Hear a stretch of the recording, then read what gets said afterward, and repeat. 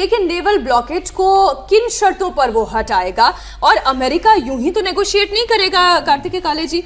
उसको अगर नेगोशिएट करना है तो ईरान को भी फिर ये वादा करना होगा कि वो किसी तरीके की टोल वसूली नहीं करेगा। वो भी तो दादागिरी कर रहा है ईरान।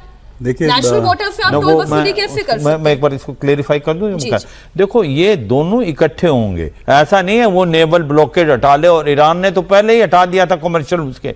ये तो अमेरिका ने नेवल ब्लॉकेड रखा, फिर ईरान ने दोबारा करना पड़ा। और मुझे लगता है अगर अमेरिका नेवल ब्लॉकेड के लिए तैयार होता हटाने के लिए, वाकई ईरान तो हटाने के लिए पहले भी तैयार था, वो हटाएगा और तभी एक शुरू। और ये टेम्परेरी हो सकता है, मगर अगर बातचीत होनी है तो मुझे लगता है यही इसका सॉल्यूशन है। जी सर। हाँ, बेसिकली देखिए इसमें मीनाक्षी जी सबसे इंपॉर्टेंट बात यह है कि यूएस अभी पोजीशन ऑफ स्ट्रेंथ से बार्गेन कर रहा है और यूनाइटेड स्टेट्स पिछले इनफैक्ट 2-3 वीक से ही पोजीशन ऑफ स्ट्रेंथ से बार्गेन कर रहा है। ईरान का जो बार्गेनिंग चिप है कि हम होल्ड ऑन कर सकते हैं, वो ज़्यादा दिन नहीं चलेगा। वो इकोनॉमिक इंडिकेटर्स उसके बहुत क्लियरली आ गए हैं। और इनफैक्ट जो इंटरनल न्यूज़ ईरान से आ रही है उसमें लोग भी बहुत असंतुष्ट हैं। अभी 2 लोगों को जो फांसी चढ़ाई है उसके ऊपर राइट्स भी हो रहे हैं और काफ़ी कुछ वहाँ पर जो है अंदर सिचुएशन क्रिएट हो रही है। तो और हम जानते हैं कि पिछले ऑलमोस्ट 1.5-2 वीक से जब से सीज़फायर अनाउंस हुआ है तब से मोसाद वहाँ अंदर इंटरनल ट्रबल क्रिएट करने की पूरी कोशिश कर रहा है। मैंने यहाँ तक सुना है इंटरनल न्यूज़ से कि कुछ एरियाज तेहरान में जो हैं वो एक्चुअली वहाँ पर काफ़ी हालत ख़राब है। तो जो सिचुएशन है वो आई एम श्योर कि जो हमें ओपन सोर्स इंटेलिजेंस से खबरें मिल रही हैं वो यूएस को बहुत अच्छी तरह से मिल रही हैं, बिकॉज वही इसके इंस्टिगेटर हैं। तो ऐसी बात नहीं है। देखिए द ब्लॉकेड, मेरे विचार से ब्लॉकेड बहुत स्ट्रेटेजिकली लगाया गया है ईरान को पिंच करने के लिए, सिचुएशन और ख़राब करने के लिए, ताकि वहाँ पर कुछ और सोल्यूशन जो है निकल सके। और ट्रंप ने इसीलिए जो है इस बात को कंटिन्यूसली डिले कर रहे हैं। लास्ट मोमेंट पे हो सकता है वो मान जाएं, जैसे सर कह रहे थे कि बिल्कुल हो सकता है वो मान जाएं कि हम नेवल ब्लॉकेड हटा देंगे। अब ये हटा देंगे वाला जो इनफाइनाइट प्रोसेस है ना, इसमें टाइम लगेगा और तब तक जो भी उनके एम्स हैं वो अचीव हो रहे हैं। अभी आपने जो अपनी बात कही ना कि कुछ और सोल्यूशन, में ये जानना चाहूंगी कुछ और सोल्यूशन क्या हो सकते हैं। उससे पहले एक खबर और देते हैं। ईरान अपने स्टैंड पर अभी तक तो यही कायम है, जो आखिरी है बात कि 10 सूत्रीय जो उनका एजेंडा है, जो उनका प्रोग्राम है या जो उनकी शर्तें हैं, वो उन्होंने शहबाज शरीफ को पकड़ा दी है। इधर मुनीर और शहबाज भी दूसरे राउंड की बातचीत की तैयारी में जुटे हुए हैं। इस्लामाबाद की तस्वीरें आपके सामने रख रही हूं, जहां पर जबरदस्त सुरक्षा व्यवस्था है। दोनों देशों के प्रतिनिधि मंडल के लिए होटल भी बुक कर लिए गए हैं, मेन्यू फाइनल कर लिया गया है, लेकिन ईरान ने वार्ता में शामिल होने से इनकार कर दिया है।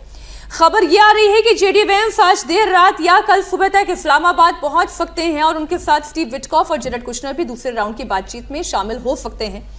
पहले यह खबर आ रही थी कि वेंस इस्लामाबाद नहीं जाएंगे। ट्रंप ने भी कुछ दावे किए थे, लेकिन ट्रंप के जो दावे हैं वो मेजर कंसर्न सिक्योरिटी रीजन को है। पाकिस्तान में सोचिए बातचीत भी हो रही है, लेकिन पाकिस्तान पर उन्हें भरोसा भी नहीं है, क्योंकि पाकिस्तान की सुरक्षा व्यवस्था को लेकर वो एश्योरिटी नहीं है। इसलिए वो कह रहे थे कि जेडी वेंस नहीं आएंगे, पर लेटेस्ट इंफॉर्मेशन यही है कि वो आ रहे हैं। तो ये अपडेट इसलिए दे दिया रविंद्र सचदेव जी की दर्शकों को भी पता होना चाहिए कि ट्रंप भेज तो रहे हैं अपने नुमाइंदों को, लेकिन उनकी भी सुरक्षा को लेकर वो सहज नहीं है, नंबर 1। दूसरी बात, जो अभी जो एयर कमोडोर कार्तिकेय काले जी कह रहे थे कि कुछ तो रीजनेबल ढूंढने की कोशिश हुई होगी, कुछ तो सोल्यूशन ऐसे ढूंढने की कोशिश हुई होगी जिससे कि युद्ध को टाला जा सके, जिससे कि एम्बैरसमेंट से बचा जा सके। एम्बैरसमेंट में दोनों पक्षों की बात कर रही हूं, क्योंकि अमेरिका के भी जितने लूप होल्स खुले हैं इस जंग में वो हम देख रहे हैं, और ईरान के भी खुले हैं, वो भी हम जानते हैं। No, very true. चांस तो ये है कि लास्ट मिनट में ईरानियन डेलीगेशन आएगी, क्योंकि स्टेक्स बहुत हाई हैं। अगर जेडी वैंस और स्टीव विटकॉफ आ रहे हैं, ये already there in the air, right? तो ये पब्लिक रेटरिक कुछ चल रहा है, पर पीछे भयानक रूप से बातचीत हो रही होंगी। That is one. Secondly, Iran का एक और रीजन सामने आ रहा है कि ईरान के अंदर फिलहाल शायद डिफरेंसेस बढ़ गए हैं बिटवीन जो रजीम में जो मॉडरेट्स हैं और जो रेवोल्यूशनरी गार्ड है। ये आपस में थोड़ा इनका गैप होता जा रहा है। मॉडरेट में मैं अब्बास फरागची का नाम लूं? Exactly, please, of course, exactly. जो फॉरेन मिनिस्टर है और जो स्पीकर भी है, हालांकि क्योंकि अभी आप देखिए एक और हुआ था ये, हाँ, कि ये ब्लॉकेट उठ गया है। अभी परसों खबर आई थी, राइट, कि ईरान ने कहा था कि हमने अपना ब्लॉकेट विड्रॉ कर लिया है। इमीडिएटली खबर आई इरानियन रेवोल्यूशनरी गार्ड से, और उनकी जो मीडिया पब्लिकेशन है तस्नीम, उसने कहा नहीं, ये ब्लॉकेट बिल्कुल जारी है। फिर कहीं एक ट्वीट भी आया कि हमारे जो कमजोर लीडर हैं या ऐसे कुछ जो ट्वीट पर चलते हैं वो नहीं, जो मिलिट्री ग्राउंड पे होगा वो होगा। तो कुछ अफवाहें भी हैं बट शायद कुछ रियलिटी भी है कि एक टसल चल रही है विद इन इरानियन लीडरशिप कि इस सारे मुद्दे पे आगे कैसे जाया जाए। एक बड़ा पोर्शन है गार्ड का रेवोल्यूशनरी जो चाहता है, कहता है कि हमें झुकना नहीं है, हमें लड़ते रहना है।